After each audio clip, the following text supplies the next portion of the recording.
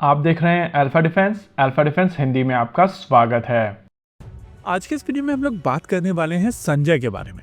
अभी आप अपनी स्क्रीन के ऊपर इस सिस्टम को देख सकते हैं और इसको कल यानी कि 24 जनवरी 2025 को रक्षा मंत्री द्वारा हरी झंडी दिखाई गई थी। ये सिस्टम आपको कल यानी कि 26 जनवरी 2025 को कर्तव्य पथ के ऊपर दिखाई देगा और 26 जनवरी परेड के दौरान इसके कमांडर राष्ट्रपति को सल्यूट देंगे।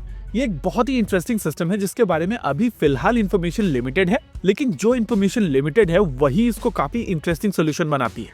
देखिए, इस सिस्टम को कुछ इस तरीके से डिजाइन किया गया है कि ये पूरे बैटलफील्ड के ऊपर नजर रख सकता है और ये एक सेंट्रलाइज्ड या नोडल कमांड पोस्ट के तौर पर काम कर सकता है। आइए समझते हैं इसको एक एग्जाम्पल की मदद से। इमेजिन कीजिए कि भारतीय सेना की तरफ से एक डिप्लॉयमेंट की जाती है जहां पर मल्टीपल बैटल ग्रुप्स एक साथ ऑपरेट कर रहे होंगे और इन मल्टीपल बैटल ग्रुप्स में अलग अलग कंपोनेंट्स भी होंगे, जैसे कि आर्मर, आर्टिलरी, इन्फेंट्री और रेकी यूनिट्स।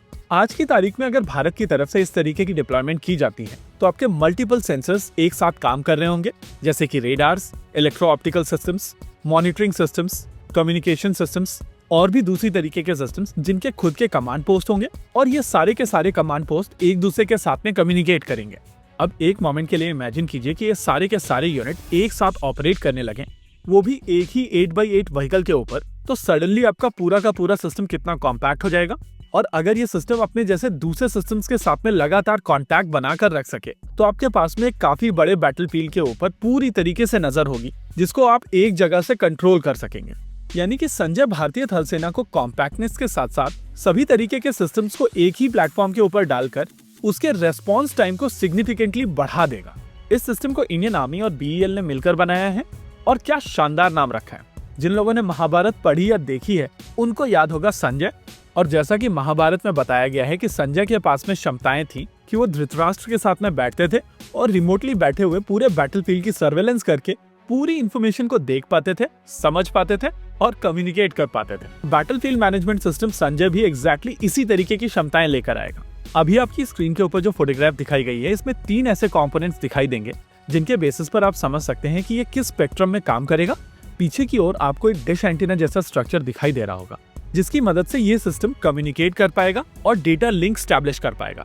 ये डेटा लिंक सीधे सीधे सैटेलाइट के साथ में हो सकता है, सूडो सैटेलाइट के साथ में हो सकता है, दूसरे नोड के साथ में हो सकता है या फिर एक ऐसे यूएवी के साथ में हो सकता है जो हवा में केवल एक राउटर के तौर पर काम कर रहा हो। दूसरा कंपोनेंट जो अभी आप अपनी स्क्रीन के ऊपर देख सकते हैं वो आइडिया फोर्ज का स्विच है। ये एक बहुत ही इंटरेस्टिंग यूएवी है जो इस समय इंडियन आर्मी के साथ में ऑलरेडी ऑपरेशनल है। ये वर्टिकली टेक ऑफ कर सकता है और वर्टिकली लैंड कर सकता है। यही कारण है कि इसको सिस्टम के ऊपर रखा गया है। अगर रेंज की बात की जाए तो स्विच की रेंज 15 किलोमीटर की है और ये लगभग 2 घंटे तक हवा में रह सकता है।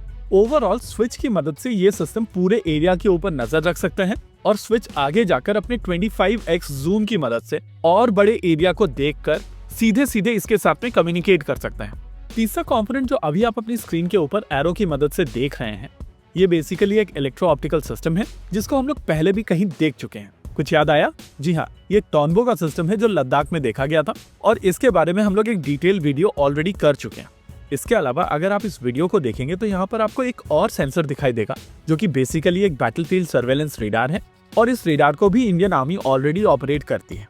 यानी कि संजय को बनाते समय इंडियन आर्मी की तरफ से ऑलरेडी इंडक्टेड कई सारे सिस्टम्स को एक साथ लाकर एक कॉम्प्रिहेंसिव सिस्टम बनाया गया है जो पूरे बैटलफील्ड के ऊपर सर्वेलेंस कर पाएगा और सिक्योर तरीके से कम्युनिकेट कर पाएगा।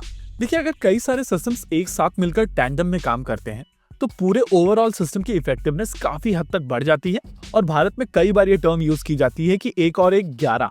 इस केस में आप समझ सकते हैं कि एग्जैक्टली वो चीज अचीव की गई है। इसी के साथ आज के इस वीडियो में रखते हैं केवल इतना ही। वीडियो को अंत तक देखने के लिए धन्यवाद। देखते रहिए अल्फा डिफेंस। जय हिंद।